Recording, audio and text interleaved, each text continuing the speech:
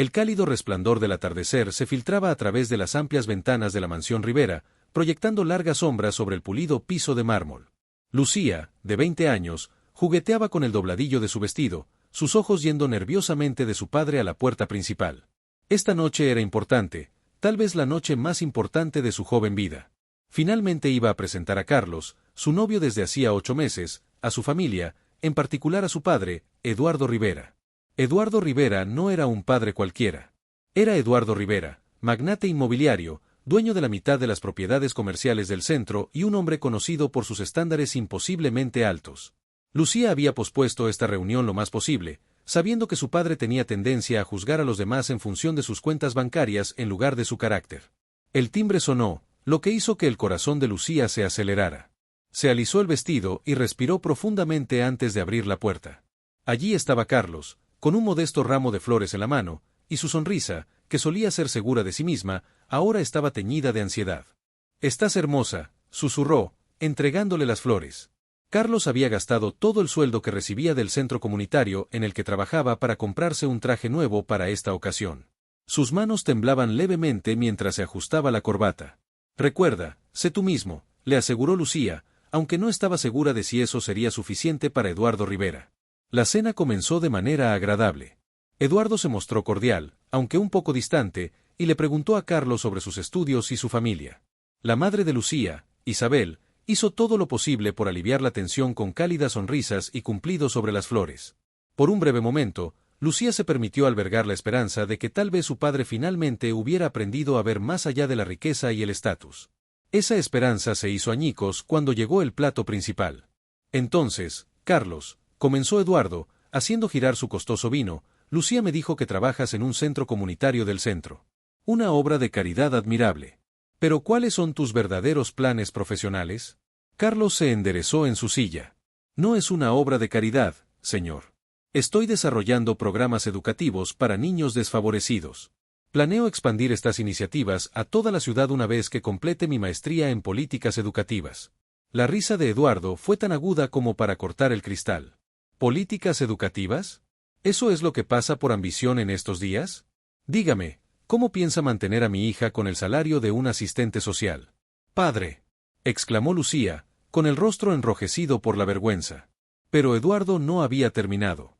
Sacó su teléfono, rápidamente tocó la pantalla y luego lo giró hacia Carlos. «¿Ves esto? Esto es lo que gané mientras estuvimos sentados aquí hablando. Más de lo que ganarás en un mes. Este es el mundo al que Lucía está acostumbrada. Esto es lo que se necesita para ser parte de esta familia». El silencio que siguió fue sofocante. Carlos miró el número en la pantalla, su expresión era ilegible. Cuando finalmente habló, su voz era firme a pesar de la humillación que le quemaba los ojos. «Con el debido respeto, señor, hay diferentes tipos de riqueza y diferentes maneras de medir el valor de una persona», se burló Eduardo. «La filosofía no pagará las cuentas, jovencito. Pero juguemos un pequeño juego, ¿de acuerdo?». Hizo un gesto hacia el camarero que rondaba cerca. «Trae la cuenta». Cuando llegó la elegante carpeta de cuero, Eduardo la deslizó por la mesa hacia Carlos. «Muéstrame cómo piensas cuidar de mi hija». Lucía observó horrorizada cómo Carlos abría la carpeta, su rostro palideció ante la exorbitante cantidad. Era más de lo que había ganado en 2 semanas. Eduardo había pedido deliberadamente los artículos más caros del menú, incluido un vino añejo raro que costaba más que el alquiler de Carlos. «Yo no puedo cubrir esto», admitió Carlos, su dignidad desmoronándose ante sus ojos. La sonrisa de Eduardo era victoriosa y cruel. «Pensé que no. Verás, Lucía se merece a alguien que pueda igualar su estilo de vida, no disminuirlo». Sacó un grueso sujeta billetes y desprendió varios, arrojándolos sobre la mesa con estilo teatral. «Así es como se ve el éxito, muchacho. Recuérdalo cuando estés repartiendo crayones en tu pequeño centro comunitario». El viaje a casa fue silencioso, las lágrimas corrían por el rostro de Lucía mientras Carlos miraba fijamente hacia adelante, con los nudillos blancos sobre el volante, su coche de segunda mano. Trató de disculparse, pero ¿cómo podrían las palabras borrar una humillación tan deliberada? «Te amo», susurró finalmente. «No la mansión, no el dinero. Solo a ti». Carlos asintió, pero algo había cambiado. Había una nueva determinación en sus ojos que Lucía no había visto antes. «Esto no ha terminado», dijo en voz baja. «No dejaré que me defina. Ni a nosotros». Lo que Lucía no sabía entonces, lo que Eduardo no podía haber imaginado mientras dormía profundamente en su mansión esa noche, era que Carlos no era un joven cualquiera que trabajaba en un centro comunitario. Detrás de su apariencia modesta y comportamiento amable, había una mente brillante con conexiones que ni siquiera el dinero de Eduardo podía comprar. Los programas educativos de Carlos habían llamado la atención de un multimillonario tecnológico que buscaba invertir en innovación social. El contrato todavía estaba en secreto, pendiente de las firmas finales. Y Carlos acababa de ser empujado hasta su punto de quiebre. Eduardo Rivera había construido su imperio a través de tácticas comerciales despiadadas y pisoteando a los menos afortunados. Se había ganado enemigos, pero su riqueza siempre lo había protegido. Lo que no se daba cuenta era que, a veces, el oponente más peligroso no es el que tiene más dinero, sino el que no tiene nada que perder. Cuando amaneció en la ciudad, Carlos hizo una llamada telefónica que desencadenaría una cadena de acontecimientos que nadie podría haber previsto. El dulce sabor de la venganza estaba empezando a tomar forma, y el cómodo mundo de Eduardo Rivera estaba a punto de ponerse patas arriba. Dicen que el orgullo precede a la caída. El orgullo de Eduardo Rivera había creado una catástrofe de su propia creación, y las consecuencias sacudirían los cimientos de todo lo que apreciaba.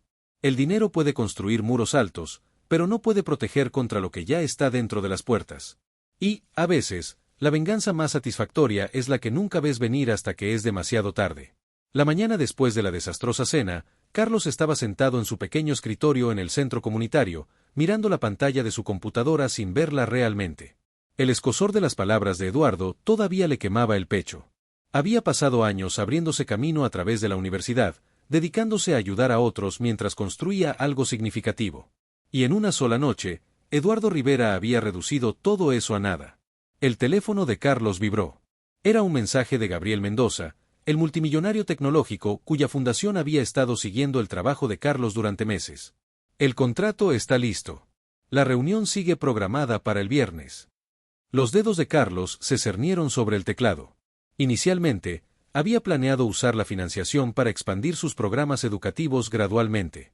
Pero ahora, un plan diferente estaba tomando forma en su mente. Sí, pero me gustaría discutir algunos cambios en la propuesta, escribió Carlos. Al otro lado de la ciudad, Lucía caminaba de un lado a otro en su dormitorio, dividida entre la lealtad a su familia y su amor por Carlos. No había dormido, repitiendo la crueldad de su padre una y otra vez en su mente. Eduardo siempre había sido controlador, usando su riqueza como escudo y arma, pero la noche anterior había cruzado una línea que no podía ignorar. Su teléfono había permanecido en silencio, sin mensajes de Carlos. El miedo de que él pudiera abandonar la relación debido a la conducta de su padre la carcomía por dentro. Un suave golpe en la puerta interrumpió sus pensamientos. Su madre, Isabel, entró en la habitación, con los ojos cansados y tristes. ¿Estás bien, mi hija?, preguntó Isabel, sentándose en el borde de la cama de Lucía. Lucía sacudió la cabeza, las lágrimas amenazaban con derramarse. ¿Cómo pudo hacer eso, mamá? Carlos. Se esforzaba tanto, y papá simplemente lo humilló. Isabel suspiró, tomando la mano de Lucía. Tu padre no siempre fue así. El éxito lo cambió, año tras año. Cuanto más adquiría, más comenzaba a medir todo, y a todos, por lo que poseían en lugar de por quienes eran. Una sombra pasó por el rostro de Isabel. Lo que le hizo a Carlos fue imperdonable. Pero debes saber que hubo un tiempo en que tu padre era el que no tenía dinero, el que intentaba demostrar su valía. Lucía levantó la vista sorprendida. ¿Qué quieres decir? Antes de que tu padre construyera su imperio, trabajó para el tío de Carlos, Miguel Navarro. Miguel era dueño de una pequeña empresa de construcción y le dio a tu padre su primer trabajo cuando nadie más lo hizo. Eduardo era ambicioso, lleno de ideas. Miguel fue su mentor, incluso le prestó el dinero. Lucía abrió mucho los ojos. ¿El tío de Carlos? ¿Lo sabe papá? Isabel asintió con tristeza. Lo sabe. Por eso fue tan cruel anoche. No te quiere con Carlos, en parte porque tiene miedo de que su pasado lo alcance. ¿Qué pasó? Cuando el negocio de Eduardo empezó a tener éxito, se suponía que debía pagarle a Miguel y convertirlo en socio. En cambio, utilizó lagunas legales para expulsar a Miguel por completo. Miguel perdió todo, su empresa, su casa. Murió destrozado 3 años después. Lucía sintió como si el suelo se le cayera debajo de los pies. Carlos no lo sabe, ¿verdad? No lo creo. Las familias perdieron el contacto hace años. Tu padre se encargó de eso. Mientras tanto, Eduardo Rivera estaba sentado en su amplia oficina, mirando la ciudad que sentía que le pertenecía. Su teléfono sonó, su asistente con un mensaje urgente. Señor, hay un problema con el proyecto de desarrollo Westside. Las aprobaciones de permisos han quedado congeladas a la espera de una revisión. Eduardo frunció el ceño. El proyecto Westside era su mayor proyecto hasta el momento, una inversión de $300 millones que consolidaría su legado. ¿Qué revisión? Ya hemos superado todos los obstáculos reglamentarios. El ayuntamiento recibió un aviso anónimo sobre posibles irregularidades en las declaraciones de impacto ambiental. Han iniciado una investigación. A Eduardo se le heló la sangre.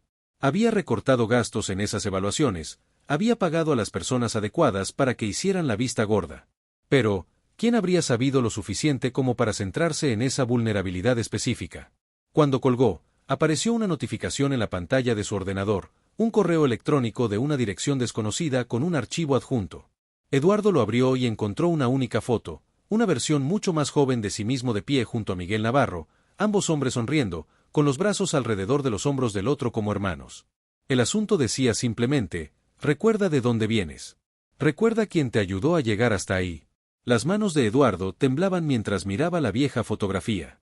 Los recuerdos que había pasado décadas enterrando se estrellaban contra las paredes cuidadosamente construidas de su mente. La sonrisa confiada de Miguel, su generosidad, todas las promesas que Eduardo había hecho y roto, todo estaba allí, capturado en una sola imagen que ahora amenazaba todo. Su dedo se cernía sobre el botón de respuesta, pero ¿qué podía decir? La verdad era un lujo que no podía permitirse, no con tanto en juego. Durante la semana siguiente, el imperio de Eduardo comenzó a mostrar pequeñas fracturas. El proyecto Westside permaneció congelado, con los investigadores revisando años de documentación. Otros 3 proyectos de desarrollo se enfrentaron de repente a un escrutinio regulatorio inesperado. Los inversores se estaban poniendo nerviosos, llamaban a todas horas exigiendo explicaciones que él no podía dar. Eduardo había construido su negocio sobre conexiones y favores, sobre saber qué manos engrasar y qué amenazas hacer. Ahora, esas mismas conexiones estaban misteriosamente en silencio. Carlos, mientras tanto, se movía con un propósito silencioso. La subvención de $50 millones de la Fundación de Gabriel Mendoza ya se había concretado, pero Carlos había negociado un acuerdo inusual. En lugar de simplemente financiar programas educativos, una parte establecería una organización de vigilancia centrada en las prácticas comerciales éticas en el desarrollo inmobiliario. Había contratado a un equipo de contadores forenses y expertos legales que se especializaban en corrupción corporativa y les había dado un único objetivo, Rivera Enterprises. ¿Estás seguro de esto?, había preguntado Gabriel durante su reunión privada. Una vez que empecemos, no habrá vuelta atrás. Carlos había pensado en las lágrimas de Lucía, en la cara burlona de Eduardo mientras arrojaba dinero sobre la mesa del restaurante. Estoy seguro. Algunas personas solo aprenden a respetar cuando han perdido todo lo que esconden. Lucía se encontró atrapada en el medio, viendo a su padre agitarse cada día más mientras recibía misteriosos y hermosos regalos de Carlos, cada uno acompañado de una nota que simplemente decía, algunas cosas valen más que el dinero. No le había contado a su padre sobre su relación continua con Carlos. Algunos secretos eran escudos necesarios. Una tarde lluviosa de martes, Lucía finalmente reunió coraje y fue al centro comunitario para enfrentar a Carlos. Lo encontró en su oficina, rodeado de documentos y pantallas de computadora. ¿Qué estás haciendo?, preguntó suavemente desde la. Carlos levantó la vista y sus ojos se suavizaron al verla. Lo que tu padre me hizo fue humillante, pero podría haberlo perdonado. Lo que le hizo a mi familia es imperdonable. Lucía entró en la habitación con el corazón palpitando con fuerza. ¿Sabes lo de tu tío Miguel? Me enteré 3 días después de esa cena. Mi madre finalmente me contó todo, cómo Eduardo lo traicionó, cómo mi tío murió con el corazón roto y sin dinero mientras Eduardo construía mansiones con sus promesas incumplidas. Las lágrimas brotaron de los ojos de Lucía. Yo misma acabo de enterarme. Lamento mucho lo que hizo. Tú no eres responsable de los pecados de tu padre, dijo Carlos, levantándose de su escritorio. Pero él sí lo es. Y ahora los enfrentará. ¿Qué estás planeando?, preguntó Lucía, temerosa de la respuesta. Antes de que Carlos pudiera responder, sonó su teléfono. Era Gabriel Mendoza. Está sucediendo, dijo Gabriel cuando Carlos respondió. Alguien filtró documentos a la prensa. Todo será público por la mañana. Lucía observó cómo el color desaparecía del rostro de Carlos. Eso no se suponía que ocurriera todavía. No tenemos todas las pruebas en su lugar. Es demasiado tarde para detenerlo ahora, respondió Gabriel. El Imperio Rivera está a punto de enfrentar un ajuste de cuentas muy público. Carlos colgó, el conflicto era evidente en sus ojos. Las prácticas comerciales de tu padre están a punto de convertirse en noticia de primera plana. Quería más tiempo para proteger a personas inocentes, incluidas tú y tu madre. En ese momento, el teléfono de Lucía explotó con notificaciones. Su padre llamaba repetidamente, junto con un aluvión de mensajes de texto de amigos que enviaban enlaces de noticias. Con manos temblorosas, abrió uno para ver el nombre de su familia salpicado en el titular, Rivera Enterprises, décadas de corrupción expuestas. Tengo que irme, susurró, dividida entre su amor por Carlos y la preocupación por su familia. Lucía, espera, Carlos le agarró la mano. Hay algo que no sabes. La fuente anónima que expuso a tu padre, no fui yo. He estado construyendo un caso minucioso, pero alguien más se me adelantó.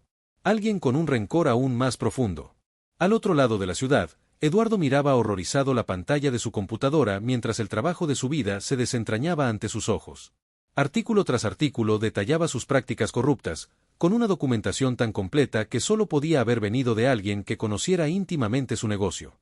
Cuando el pánico amenazó con abrumarlo, la puerta de su oficina se abrió.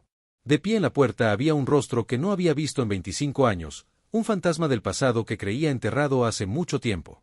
El mismo rostro que había sonreído a su lado en esa vieja fotografía. Hola, Eduardo, dijo el visitante con una sonrisa sombría. ¿Te acuerdas de mí?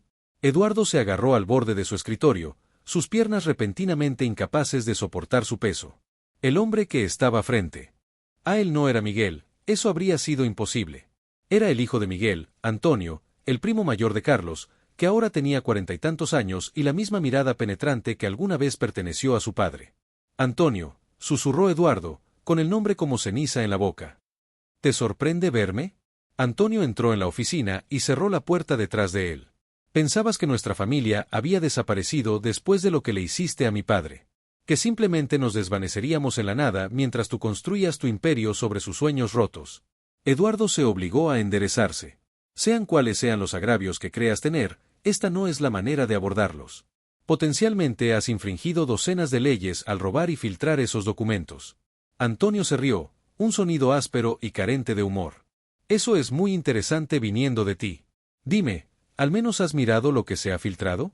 No son solo los informes ambientales del proyecto Westside. Es todo, Eduardo.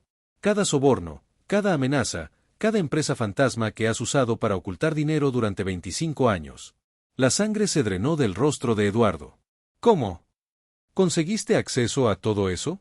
Antonio se acercó, colocó sus manos sobre el escritorio de Eduardo y se inclinó hacia adelante. He estado trabajando para ti durante 3 años con un nombre diferente. Asistente ejecutivo de tu director financiero. He tenido acceso a todos los documentos financieros que pasan por esta empresa. He estado construyendo este caso meticulosamente, esperando el momento perfecto. La mente de Eduardo corría. Antonio Navarro, trabajando en su propia empresa, justo debajo de sus narices. ¿Por qué ahora? Después de todo, no lo sé, ¿qué has hecho estos años? Me contenté con esperar, con derribarte cuando más me dolería. Pero entonces mi joven primo Carlos me dijo que estaba saliendo con alguien especial. Imagina mi sorpresa cuando mencionó su nombre, Lucía Rivera. Los ojos de Antonio se endurecieron. Cuando me enteré de que planeabas conocerlo, de que te sentarías frente a una mesa con un Navarro sin siquiera saberlo, supe que era el momento. Un golpe seco los interrumpió. La puerta se abrió y Lucía entró de golpe, con el rostro surcado de lágrimas, y Carlos detrás de ella.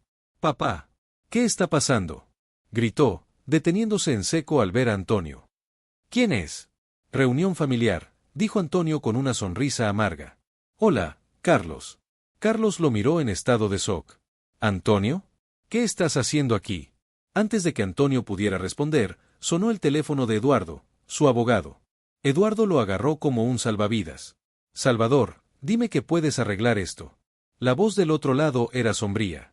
«Es peor de lo que pensábamos, Eduardo. La SEC está involucrada ahora. Han congelado todas tus cuentas. Y el fiscal del distrito está hablando de presentar cargos criminales». El mundo de Eduardo se derrumbó a su alrededor. Todo lo que había construido, todo por lo que se había sacrificado, se había ido. Miró los rostros que lo rodeaban, la satisfacción vengativa de Antonio, la conmoción confusa de Carlos y, lo peor de todo, la expresión devastada de Lucía. Me has arruinado, le dijo Eduardo con voz ronca a Antonio. No, respondió Antonio con calma. Te arruinaste a ti mismo el día que traicionaste a mi padre. Solo me estoy asegurando de que afrontes las consecuencias. Lucía dio un paso adelante. Detén esto. Tiene que haber otra manera. Es demasiado tarde, dijo Antonio. La justicia ya está en marcha. Carlos se acercó a Lucía y le tomó la mano. Antonio, ¿qué has hecho? Este no era el plan. Antonio se volvió hacia su primo, con la expresión endurecida. Tu plan era demasiado amable, demasiado misericordioso. Él merece perderlo todo, como mi padre. Lo que ninguno de ellos se dio cuenta fue que Isabel Rivera había entrado en la habitación silenciosamente detrás de ellos. No todo estaba perdido, dijo en voz baja. Todas las cabezas se giraron hacia ella. Isabel estaba de pie en la puerta, su habitual compostura elegante reemplazada por una extraña y triste determinación. ¿De qué estás hablando?, preguntó Eduardo, desconcertado por la interrupción de su esposa. Isabel entró de lleno en la habitación, cerrando la puerta detrás de ella. Hay algo que todos ustedes necesitan saber. Algo que he guardado en secreto durante más de 20 años. Miró directamente a Antonio. Tu padre no murió sin un centavo. Tenía un activo que Eduardo no podía tocar. Eduardo miró a su esposa confundido. Isabel, ¿qué estás diciendo? Miguel y yo. Isabel respiró profundamente, con las manos temblorosas. Encontramos una manera de proteger algunos de sus activos. Creamos un fideicomiso del que Eduardo no sabía nada. Y hay más. Se volvió para mirar a su marido, con años de verdad no dicha en sus ojos. Miguel y yo éramos más que socios comerciales, Eduardo. Estábamos enamorados. Antes de conocerte. La habitación quedó en completo silencio. Eduardo parecía como si lo hubieran golpeado. Eso no es posible, susurró. Lo es, continuó Isabel, su voz cada vez más fuerte. Y hay algo más que debería saber.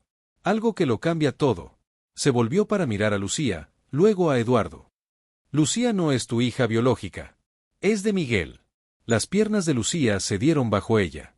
Carlos la agarró y la bajó suavemente a una silla mientras las implicaciones de la revelación de Isabel se estrellaban en la habitación como un maremoto.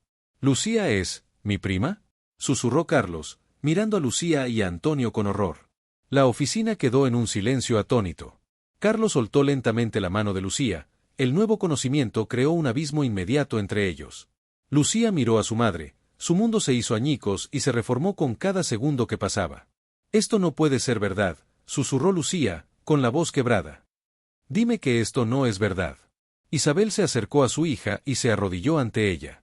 Lamento que hayas tenido que descubrirlo de esta manera. Quería decírtelo tantas veces, pero el momento nunca parecía el adecuado. Eduardo se desplomó en su silla, con el rostro pálido. El imperio que se desmoronaba a su alrededor de repente parecía insignificante comparado con esta revelación.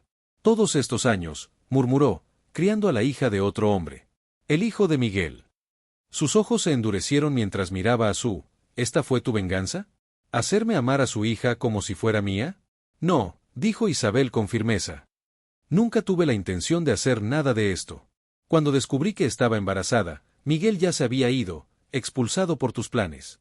No tenía a dónde ir. Cuando me propusiste matrimonio, acepté, creyendo que podía darle una buena vida a mi hija. Y tú fuiste un buen padre para ella, Eduardo. A pesar de todo lo demás, amabas a Lucía. Antonio se quedó paralizado, procesando la revelación de que Lucía, la hija de su enemigo, era en realidad su media hermana. Su venganza cuidadosamente orquestada de repente se sintió hueca. Carlos encontró su voz por fin. Esto no cambia lo que Eduardo le hizo a tu padre, a nuestra familia. Pero cambia todo lo demás. Miró a Lucía con dolor en los ojos. No podemos estar juntos, terminó Lucía por él, con lágrimas corriendo por su rostro. Lo sé. Eduardo se puso de pie de repente, algo cambió en su expresión. La arrogancia que lo había definido durante décadas pareció resquebrajarse, revelando algo inesperado debajo, vulnerabilidad. El fideicomiso, dijo, volviéndose hacia Isabel. ¿Qué crearon exactamente usted y Miguel? Isabel se enderezó y miró a su marido a los ojos. El 50% de la propiedad de la empresa constructora original, puesta a nombre de Lucía para que pudiera acceder a ella cuando cumpliera 25 años. La documentación está en mi caja fuerte en casa. Miguel quería asegurarse de que su hija siempre estuviera bien cuidada, incluso si él no podía estar allí. Antonio se rió amargamente. Así que el gran Eduardo Rivera ha estado trabajando sin saberlo para construir una herencia para la hija de Miguel Navarro todos estos años. Hay una justicia en eso que ni siquiera yo podría haber planeado. Eduardo se quedó en silencio durante un largo momento, su mirada se movía de Isabel a Lucía y a los primos Navarro. Cuando finalmente habló, su voz era diferente, más tranquila, despojada de su habitual poder autoritario. Merecía esta caída. Todo. Lo que le hice a Miguel fue imperdonable. He pasado mi vida tratando de escapar de esa culpa, construyendo muros más altos, edificios más grandes, más dinero, como si algo de eso pudiera silenciar la voz en mi cabeza. Miró directamente a Antonio.